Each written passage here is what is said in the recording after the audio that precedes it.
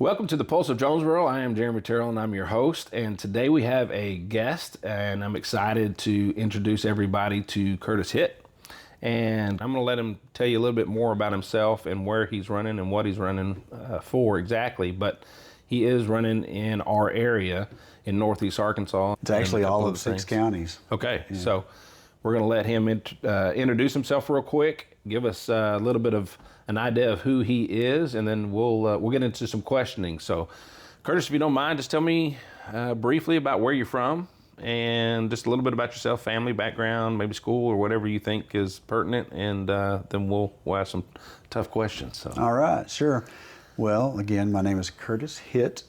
I grew up in Mississippi County. I was born in Blytheville and raised in Leachville. Okay.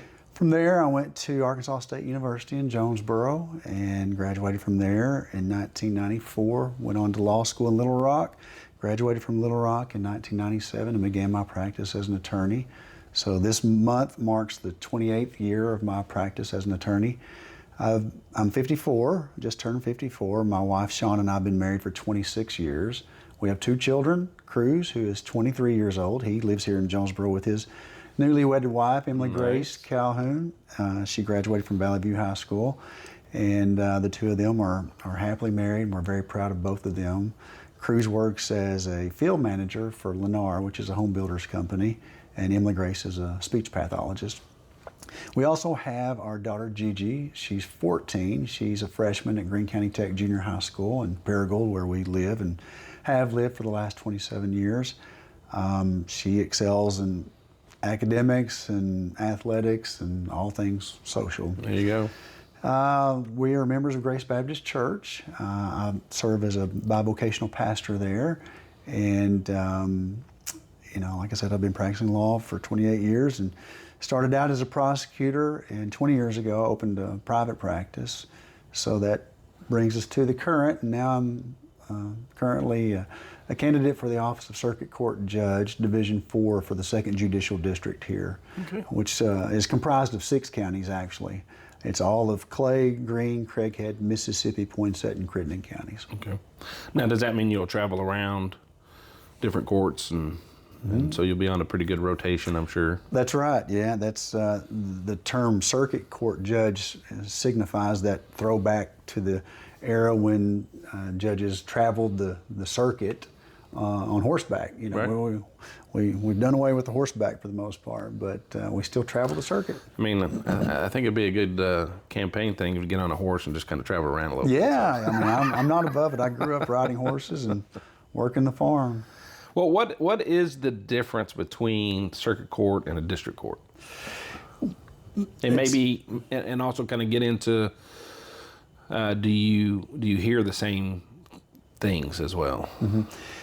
Yes and no, and the yes is that there are crossovers. The no is simply a matter of really the size of the case.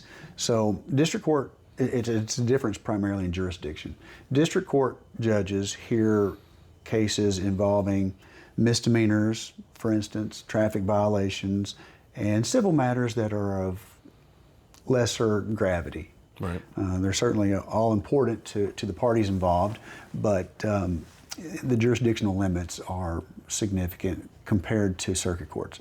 In circuit court, you hear felonies, right, in terms of criminal cases, and you also hear a variety of civil matters. You have different divisions of circuit court. There's civil division, where you can hear cases involving amounts of controversy up to sky's the limit. Whereas in district court, the amount of controversy only goes up to $25,000. Besides civil division, you also have criminal division. Again, that's felonies. Then you have juvenile division of court. You have domestic relations division and probate division. So you get into family law, juvenile matters, family in need of services cases, juvenile delinquency cases, probate matters where wills can be contested or estates can be probated.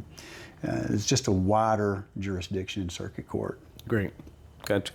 And you mentioned a couple things that I kind of grabbed, but you were a prosecutor and a lawyer. Mm-hmm. And how long were you a prosecutor again? 7.5 years. Okay, so doing both is really maybe set you up for this, I think. Kind of give you two different perspectives on things. Can you elaborate a little bit on maybe that being a great way to move you into this next chapter if you win? Sure. Yeah, no question about it. Having both experiences has given me a good, balanced perspective. I actually went to law school with the idea of becoming a prosecutor. I was in college when the West Memphis 3 prosecution broke out, and I became very enamored with the idea of being a prosecutor and standing up on behalf of the community and arguing for what I believe was right. And I felt like that would be a noble calling, and I was privileged to be able to serve in that capacity. And as I say, I did that for 7.5 years, and I actually started out in Benton County on the northwest side of the state. I was only there for a few months before I had the opportunity to come back to northeast Arkansas, and I was appointed as a part-time deputy prosecutor in Greene County. It was part-time in name, but it was full-time in practice. Part-time in pay. Yeah, full-time in that practice. too. That too. That was actually before the state picked up the tab. Before the state, before we were state employees. So I had a couple of years there where I was just paid by the county, and in the law firm that I was with, because as I say, it was part-time Right. in name, and so I was also an associate in a law firm there in Paragould. But in practice, it was a full-time job. I was juggling juvenile court, district court, which then was called municipal court, and circuit court. So I was handling everything from, running a stop sign to capital murder. Yeah. And I loved it. Frankly, I really enjoyed it. It was very busy. There were many weeks where I was in court 5 days a week. But I really enjoyed it, and I really had some good mentors who were faithful to dedicate time and attention to me and give me instruction, and at the same time give me enough lead that I could really grow. So it was kind of baptism by fire, but I felt like I thrived in that, and got to really experience the thrill of being a courtroom lawyer, which is what I wanted to do. But as I say, it was a full-time juggle, and so at some point I felt like, this is really a lot, and I think I could slow down and maybe transition and parlay this experience into a private practice, so I did. Well, and as in everything, you grow and mature and get new things, start families, things like that. Lots of different things change. And I think being in private practice probably helped the family life a little bit better.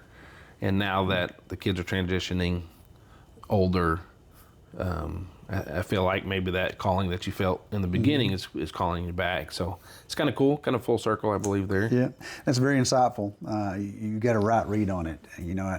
We were growing as a family. My son had been born, and I felt like it was time to perhaps slow down a little bit. But also, as a prosecutor, while you get the opportunity to stand on a soapbox and call out the ills of our society, and again, that is a noble thing, you also miss out on the opportunity to minister to someone on a personal level. Yeah. Because, I would go to court, I would hammer out a jury trial, and I had a lot of jury trials. I mean, I had more than 50 jury trials in those 7.5 years, pushing 60 jury trials. One year I had 14 jury trials, which is it's a lot. It's a lot, and it's exhausting. Again, not complaining about it, but I'd finish a trial, maybe prosecute somebody for a child rape case, for instance, and maybe get a life sentence, and then go back to my office and pick up the next file. And it just began to feel like I needed that personal interaction that I could have with a client. So, I recognized that in private practice I could do that. I could have the opportunity not only to represent someone's interests, but also to meet them where they were and hopefully make a difference in their lives. Great. So which division are you running for exactly? In the 2nd Judicial District, which is comprised of those 6 counties I mentioned a moment ago, there are actually 12 different circuit judges. covering as large a geographical district, as large a population as we do, there's a high caseload, and so we need 12 different judgeships to cover all of the cases. I'm actually running for Division 4, and I've been asked a lot on the campaign trail, well, what is the difference between the divisions? And I think most people just naturally think that whereas Division 1 covers this kind of case, maybe Division 12 covers another kind of case, or there's a difference in jurisdiction. There's not. It's just the numbering of the divisions is simply a way of designating the lanes that we're in, or to sort of keep up with which spot we're talking about. Right. So I'm running for Division 4, which is currently held by Doug Brimhall. Okay. And what that election is? It's in March. Okay. The election is it's a nonpartisan race, but it coincides with the partisan primary. So it's March 3rd. Early voting will start in February. So our elections are a little bit messed up, and they seem like they're getting more messed up. But we have primaries going on currently right now through March. And so in March, we'll be doing elections on all of the primaries. So that'll be the Democrat and the Republican candidates, anything that's a partisan race. And then sounds like judges. So March is bigger than we think, and want to make sure that we go out and vote. Absolutely. Again, because it matters. But he won't have an opportunity to. March is it, and so for all the judges, is that all the judges that are running currently? That's right. Now, okay. I will say that if there is a race that has more than 2 candidates, and no one candidate gets 50%, as you know, then there will be a runoff, and then the runoff is in November. With Okay. the general, it coincides with the general election. That's a long. So if you win in March, when do you take? When do you start? The following January. Okay. So you got a long time to prepare. January 1st, 2027. Yeah, that's kind of cool. That's odd, but that's kind of cool. So I don't know if very many people know that. So if he gets elected in March, don't expect him on the bench in April. It's going to be a long time. That's right. That's right. Well, that's kind of good because that allows you to, that's probably better than most elections that I know of, because that allows you to transition a whole lot better. Well, that's exactly right. I was about to say the exact same thing. By the grace of God, I have a thriving practice, so I'll need some time to wind the practice down. Gotcha. So in your experiences, which we talked a little bit about, but is there anything you want to expand on that sets you up to be the judge you want to be? I think that, and I've been privileged to appear in a lot of courts. I've been all over our 2nd Judicial District and beyond, and representing clients. And as a result, I've been in front of a lot of different judges, and I've seen a lot of different styles. And I think the lawyers typically know who the good judges are, because we experience them up close and personal. And the public perception is one thing, but being in their courtroom, tells the story. And so obviously, you need a judge who knows the law. Right. You need a judge, though, who knows that the judge is not always the smartest person in the room, and that the lawyers are well versed, or at least are expected to be well versed in the area of law that they're practicing before the court. And so I think it's incumbent upon a judge to be attentive to the arguments and to listen to the parties, and then to corroborate that with their own research, of course. But there's something known as judicial temperament. And judges not only should listen and be attentive, but also should be patient and should be respectful. And in the 2nd Judicial District, we're blessed. We have a good panel of judges, so I'm thankful for that. But I have been in courts where that's not always the case, and I think it's easy from a judge's perch, maybe there on the bench, to forget that these people are real people. They have real controversies, and they have real interests at stake. And, I think a judge should be respectful of that. Beyond that, I would say that I think a judge should conduct himself in a dignified manner. And I mean, nobody's perfect. I'm certainly not perfect. But I think a judge should be mindful of the effect that even his personal life has on his profession. And I think, it's only responsible for a judge to keep that at the forefront of his public and personal life. You're going to cover a ton of different areas. Mm-hmm. A lot of changes from West Craighead to East Mississippi County, and lots north and south. So, with your background, do you think that helps you as you serve? Because being from Mississippi County somewhat, moving across the state a couple of times, now living in Greene County, and does that kind of mold you in any way that you believe, whether it's the philosophies, whether it's the understanding, the patience that you talk about, things like that, does that help in any way if you get this to serve on the bench? Yeah, I think so. You can easily fall back on the idea and the truth that people are people wherever you go, and that's true. We all are born with the same nature, and there are aspects of life that we all deal with, but at the same time, there are geographical nuances to populations. And having been all over the district in my practice, and having covered a wide array of cases over the last 28 years, and serving as a pastor in a church, and meeting people from all walks of life and appreciating them for who they are, while at the same time respecting the rule of law and the standard that our society sets for people, I think gives me a good balance and a good perspective on how to deal with people and how to encourage them to comply with the law, and how to respond to that when they don't. Got a couple hard questions. What is our greatest challenge in the areas that you're running for, as far as whether it's certain types of crime, violence of some sort or whatever? Do you have kind of a pulse on what we're dealing with in Northeast Arkansas? Yeah, yes, and I think that comes not only from the practice of law, but just from the experience of being with people and being among people in our community. When I first started prosecuting in this district in 1998, far and away the biggest problem, or at least the face of the problem, was drugs.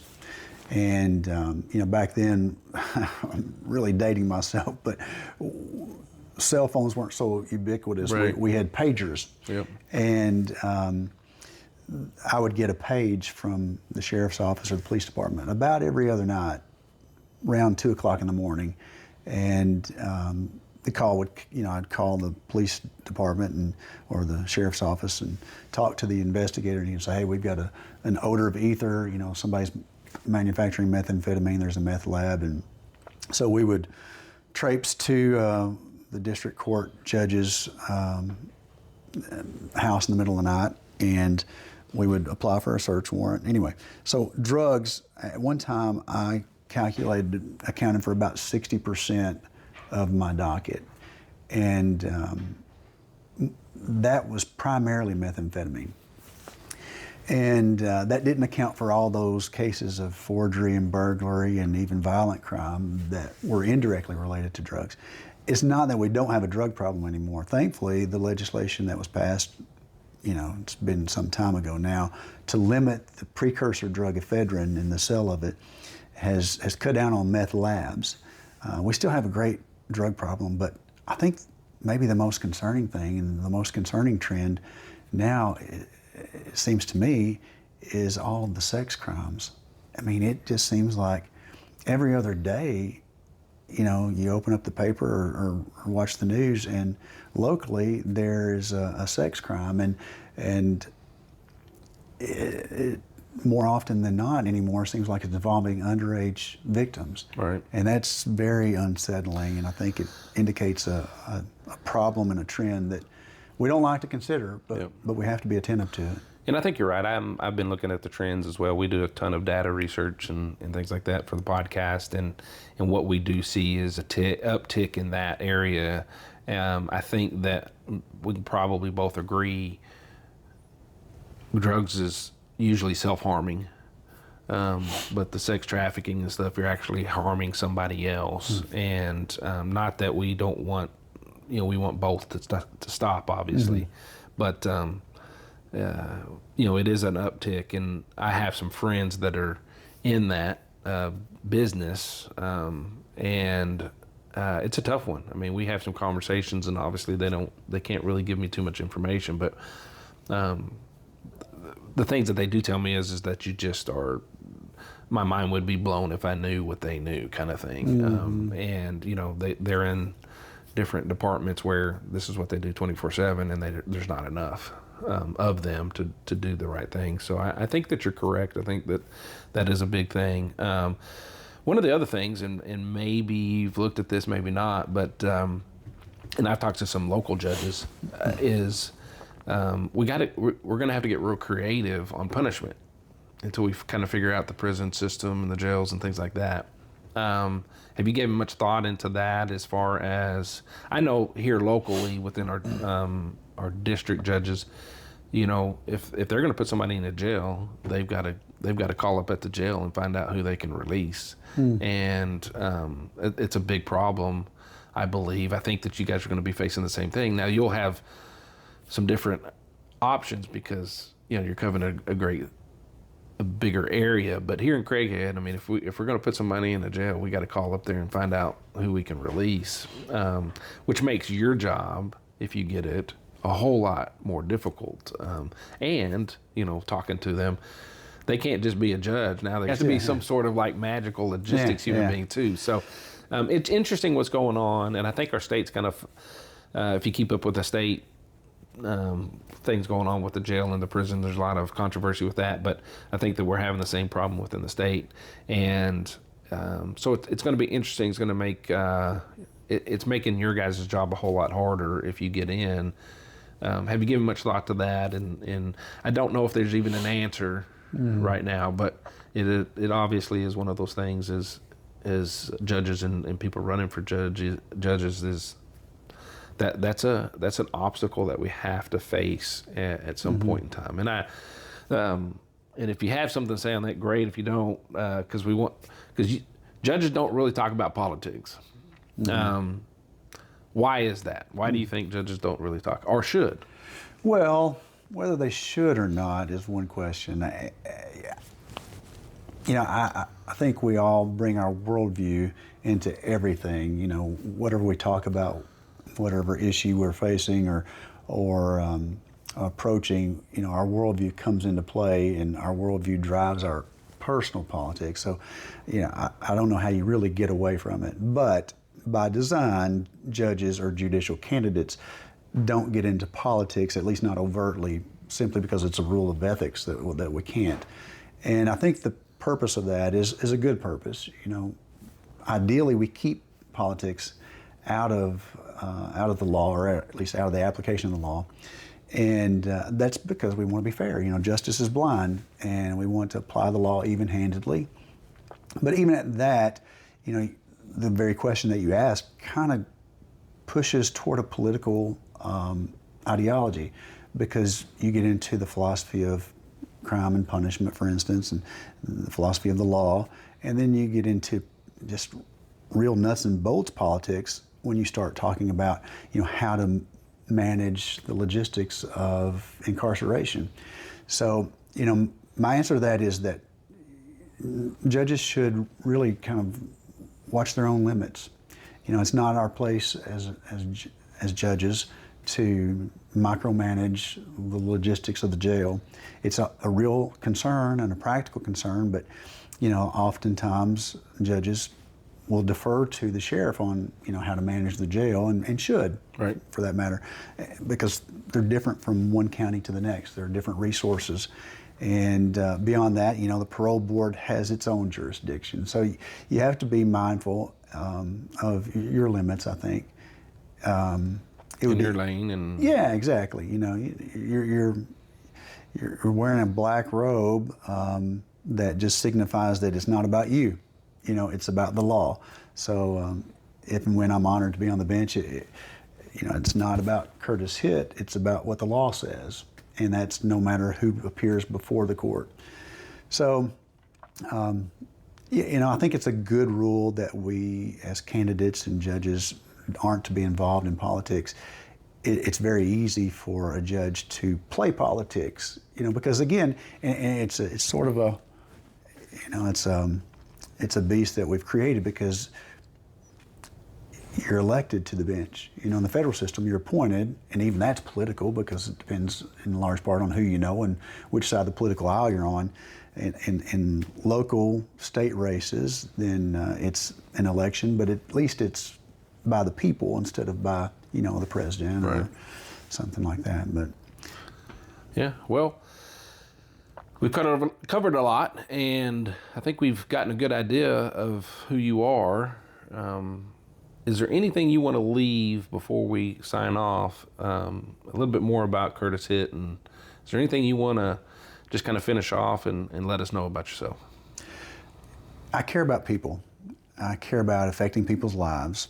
I respect other people, even if they have a different viewpoint than I do. I care about families, and that's something that I don't think a judge should leave behind. Again, our district is blessed with a good panel of judges, and I don't think that they're unmindful of those things, and I think that we need to safeguard our bench. It's not something that a lot of people give a lot of attention to.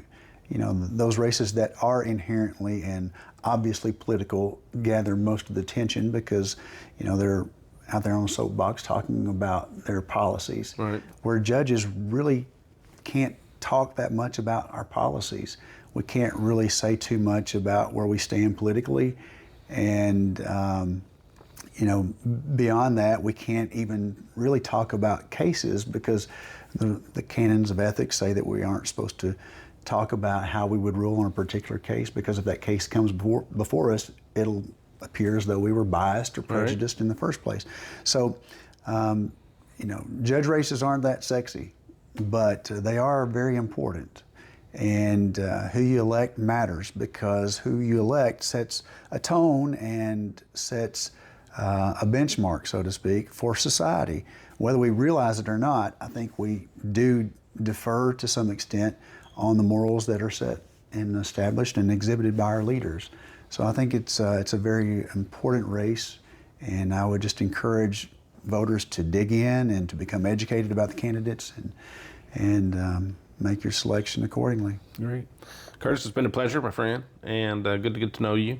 I'm sure we'll get to see you again, probably. And where can they go if they want to learn more about you? Yeah, right now we have the Facebook campaign page, and that would be probably the best place to find us. Okay. Curtis Hitt for Circuit Judge, Division 4. Now, do judges raise money? Judges, here's another difference between judicial candidates and non-judicial candidates. Judges certainly are glad to receive contributions for their campaign, but we cannot solicit funds directly. We're not even really supposed to know who contributes to our campaign. Gotcha. So, okay. Yeah. Regardless, it takes money to run a campaign. So, if you see them on the side of the road and you just want to, but it does take, I know it takes finances. I know it takes time. If nothing else, it takes a ton of time. And I think you know this, you're just now getting into the time frame. You'll be doing 2 full-time jobs here pretty soon, leading up to the election. And so wish you luck. Want to make sure that everybody understands that the Pulse is not endorsing anybody. We want to have candidates. If you're a candidate, come on, and we'll do a lot more of these. But Curtis and I ran into each other, and the opportunity was there to get to know him and to introduce him to you guys. So here he is, and look at his Facebook, and if you have any more questions and we need to bounce them over there to him, I'm sure you can just get a hold of us and message us, and we'll do that. And I'm sure he'll be happy to answer more questions. But we may have him back on. It's going to be, he may think, well, right now it's a long time, but I'm sure in about 3 months he'll be like, wow, that was a fast 3 months. And we may have Curtis back on, depending on how this race goes, and may get real exciting. So we'll see. But again, I appreciate you coming, and look forward to meeting with you again. Thank you, Jeremy. I appreciate you having me.